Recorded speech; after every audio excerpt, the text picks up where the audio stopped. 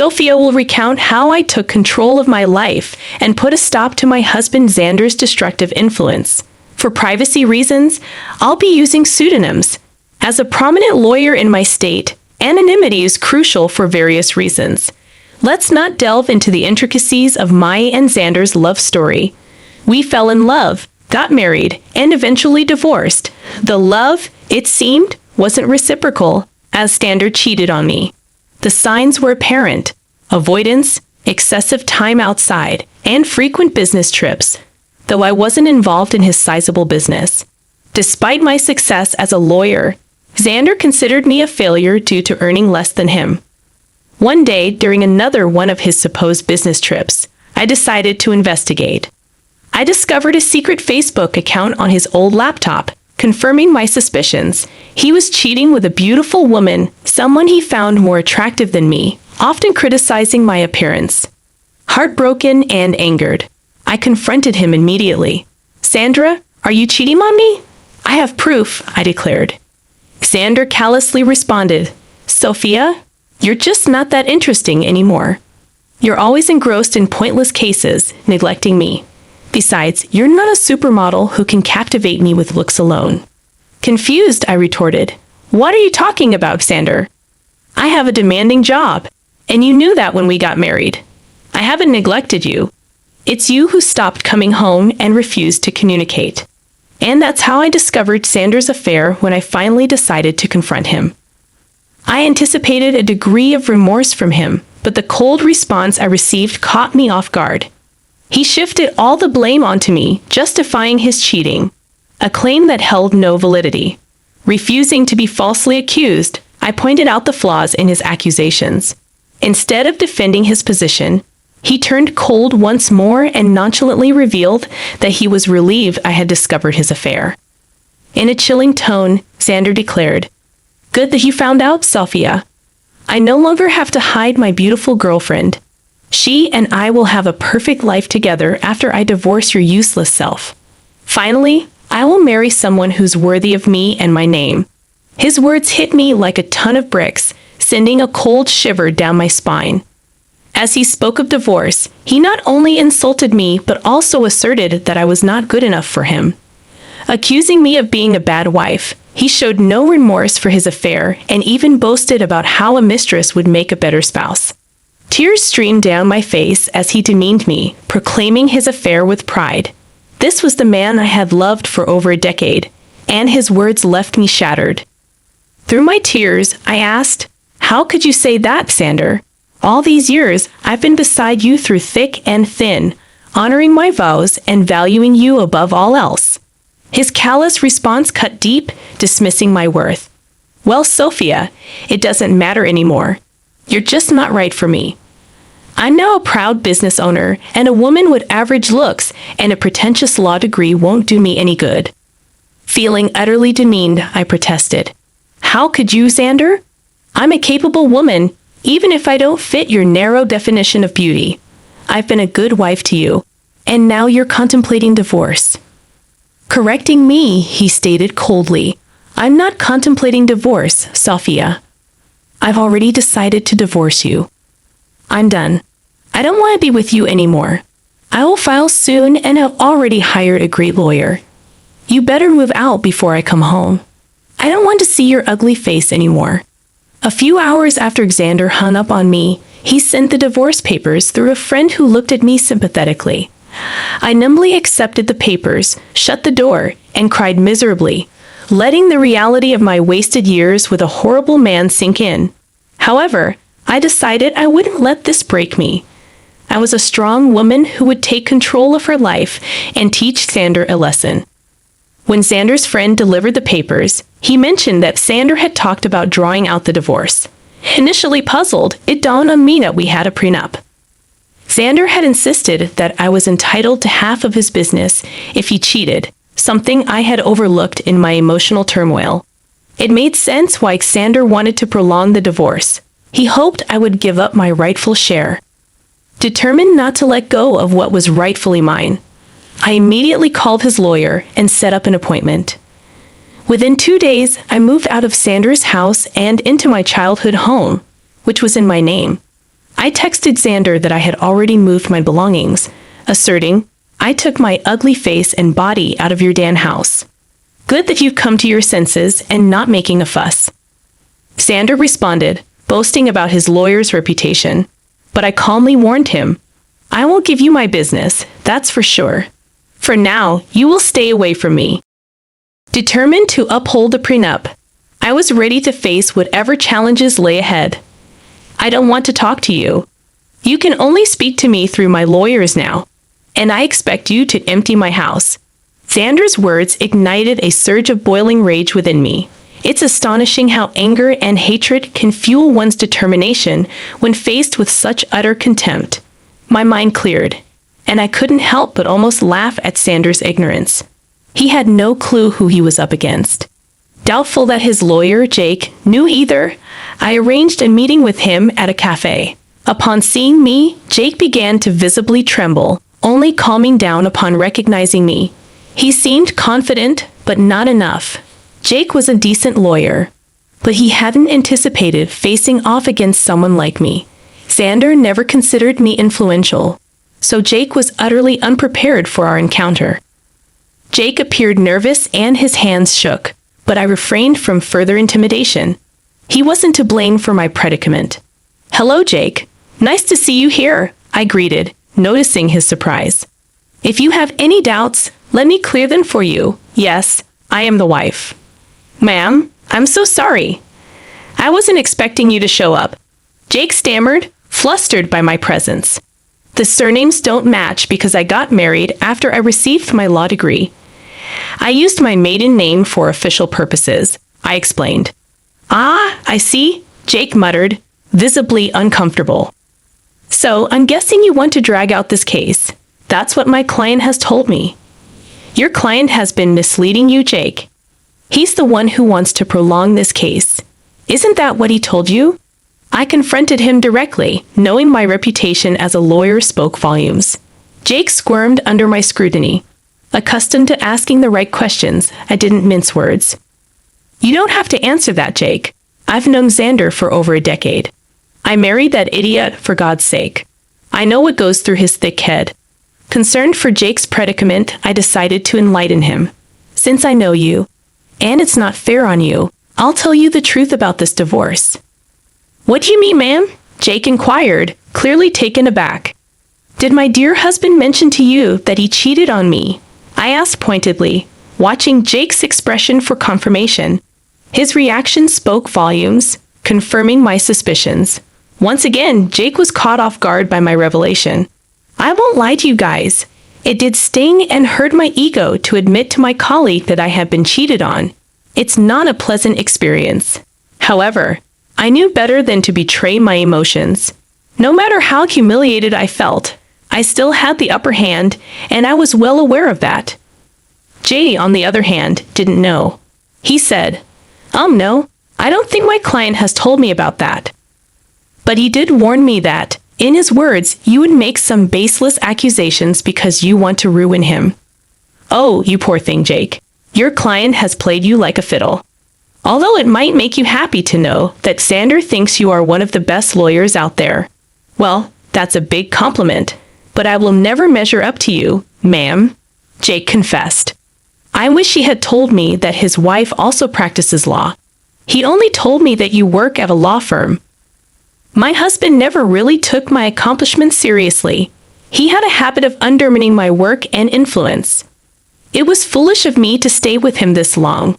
However, it was smart of me to sign the prenup to save my butt, I shared. Jake was completely taken aback by the mention of the word prenup. He looked shocked, and the term seemed foreign to him. I didn't need to be a rocket scientist to know that he had been ambushed again. Xander had conveniently forgotten to mention the prenup to Jake, perhaps hoping I had forgotten about it. Well, who knows? It didn't matter. Since the word of the prenup was out there, Jake was frazzled. There's a prenup in this marriage. Your husband hadn't mentioned that. Do you have any proof, ma'am? Jake inquired. Oh, I do have plenty of proof, Jake.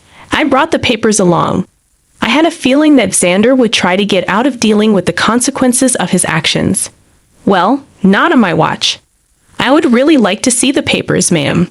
Also, I think I would need to see proof of his affair if you have any.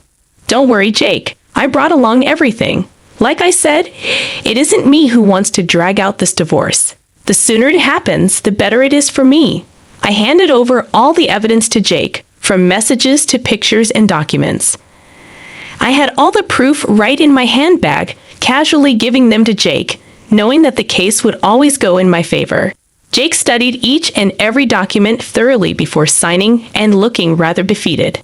He then looked at me and said, "I see that you have solid proof of everything, ma'am. I had no idea about all of these things. I figured that out, Jake.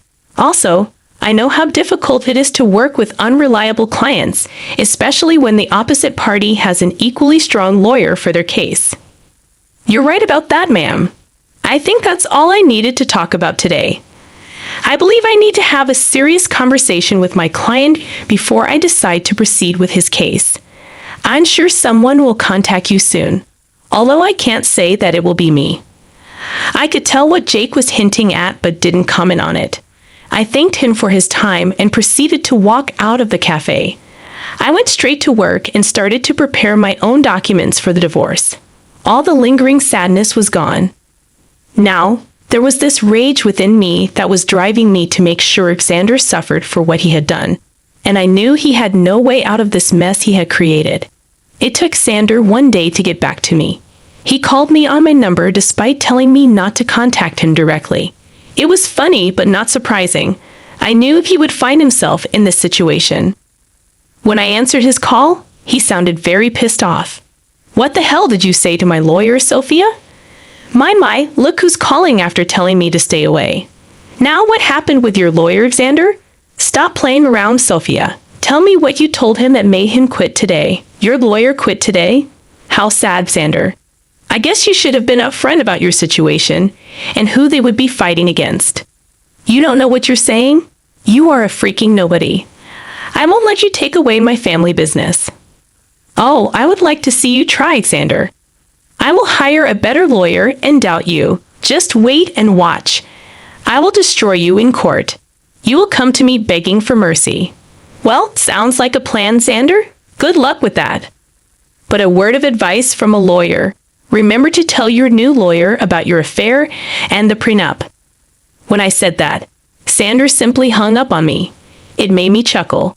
He was in deep trouble but still didn't know it. He would try every lawyer in town and see if anyone would represent him. I am a known name here, so people knew not to mess with me. Plus, anyone stupid enough to believe his lies would be dragged down to reality when I presented them with my ammo. Xander said that he would make me beg for mercy. I knew that it would be a matter of time before he would come begging at my door. I was right in thinking that Xander would be back, begging at my door. He literally had no other choice. One fine morning, while I was getting ready for work, there was a knock at my door. I was a little confused about who showed up at such an odd time. Imagine my surprise when I opened the door and found my soon-to-be ex-husband, looking forlorn and weary. I invited him in because I didn't want the scene outside my home. I was already dealing with enough. When he came inside, I said, "Make it quick, Xander. I don't have enough time to waste on you. I don't even know why you're here. We were supposed to strictly communicate through lawyers only." "Yeah, about that. I haven't found a good divorce lawyer yet." "Oh, that's sad for you, Xander. You better hurry up because I hear that your mistress has been dying to marry you. I'm not worried about her anymore. Listen, Sophia, we need to talk. You have been sabotaging my lawyer so that they wouldn't take my case. That is very unfair." I immediately laughed when he said that. I couldn't believe that Xander would have the audacity to pin the entire blame on me. This once again showed how little he valued my profession. He thought that just because he was willing to throw money, people would pull at his feet. Oh dear, that's an amazing joke, Xander. Let me just clear that misconception for you. I haven't been sabotaging anything. It's your stupidity that's causing trouble. I don't understand. What did I even do? Should I remind you how you lied to your lawyers about the affair and the prenup? That is enough to make them look like fools in court. Do you think lawyers would jump at representing unreliable clients like you? Besides, I will admit that my name will make a lot of people walk away. You may consider me to be useless, but I actually do have a good name in this profession. Yes, I know that now, Sophia. I've tried being open with lawyers too, but none of them are willing to help me. That's what happens when you try to go against an ironclad prenup. You really should have thought your affair through, Xander. Not that it matters now. The damage is done. No sane lawyer would fight for your cause. You'll be giving me half of your business. Xander's facial expression said it all. He didn't want to lose his business. I mean, that's why he tried to pick a good lawyer and drag out the divorce. He wanted to keep me hanging long enough until I would snap and just leave him alone without demanding half of his company. After a few days, it became clear to him that no one would take his side. Hell, he was even finding it hard to find any lawyer who would go against me. So, he did what he thought was his last resort. He started to cry and beg. Sophia, you know how much this business means to me. Please don't do this. You can take everything else, but please don't ask to split the business. Why not, Xander? You were the one who put in the clause of splitting the business in case you cheated. You think I will give up my rights that easily? I deserve it after the betrayal you threw in my face. It was all a mistake, Sophia. Believe me. I have actually put my relationship on hold because I know what a big mistake it was. Maybe, just maybe, we can give this marriage a try. I can say for sure that this hurdle will only make us stronger. Xander's words made me laugh out loud again. The audacity of this man was unmatched by anyone I knew. I really didn't know what to say. He was actually asking to get back together, as if I would be stupid enough to do that. I did know that he had put a pause on his relationship with his mistress. The rumors were out that the mistress was not happy, and neither was Xander. But if he thinks this will make me go back to him, he is dead wrong. I already made the mistake of marrying a piece of and learned my lesson the hard way. Plus, I knew why he was suddenly desperate to get me back. You must be delusional for suggesting something like that, Xander. I didn't come this far in life by being utterly stupid. I know that you want to get back to me because you don't want to split your business. Sophia, we were happy together. Let's just look past this one time and restart our marriage. I will cut off my mistress. I swear there's no reason to do that, Xander. Believe me, that woman is going to start running once she finds out that you won't be very rich after the divorce. As for me, this is my golden chance to get out of this sham of a marriage. I must thank you for showing your true colors before we had kids. Now you will reap what you have sown. With that, I was pretty much done with my piece. I immediately stopped talking while Xander kept begging and pleading with me not to take his business. It was a rather pathetic scene, but it didn't move me at all. Instead, it made me think of the times I went to bed crying because this piece of expletive I call my husband decided to betray me. Seeing Xander in a vulnerable place only gave me satisfaction and completed my revenge. Now, I simply needed a clean break to start fresh. Well, I definitely got more than what I had bargained for. Karma hit Xander hard and fast. He tried for weeks to change my mind and make me come back home. I turned a blind eye to everything simply because I wasn't interested in his drama. I was ready to move on. Since he had filed for divorce already, I hired someone from my firm to represent me. I'm not a divorce lawyer, so I couldn't do it myself. Besides, I wanted as minimum interaction with him as possible. After a month of trying to change my mind, he was forced to get a lawyer and ask for a clean break. He knew that if I took the case to court, he would only face humiliation and ultimately waste money on lawyers appointed by the court. So he receded and asked for a mutual split. The prenup made it super easy for me to get the divorce. Of course, I had plenty of proof to show everyone that Xander cheated. As per the prenup, he was supposed to give up half of his business to me. He wasn't happy. But there was no way out, so he signed over half of it to me. We did give him an offer to buy me out, but he had no money. Now, why would a big business owner like Xander have no money, you ask? Well, he had spent it all on his mistress, who is now not taking his calls or texts. I guess she figured out that he won't be rich anymore. But now, No one is willing to date her because they know what a gold digger she is.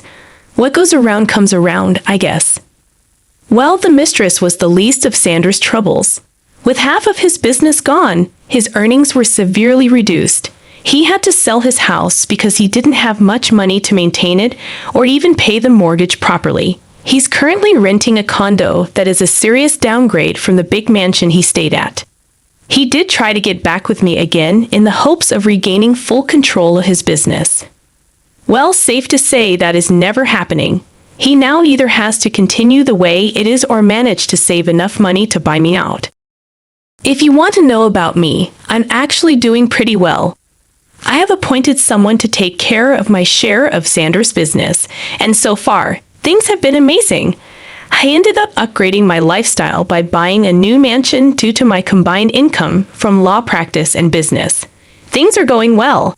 I'm living my best life, and I honestly couldn't be happier. All in all, the divorce played out well for me. Instead of getting played by my ex-husband and his mistress, I ended up ruining their lives and bettering mine.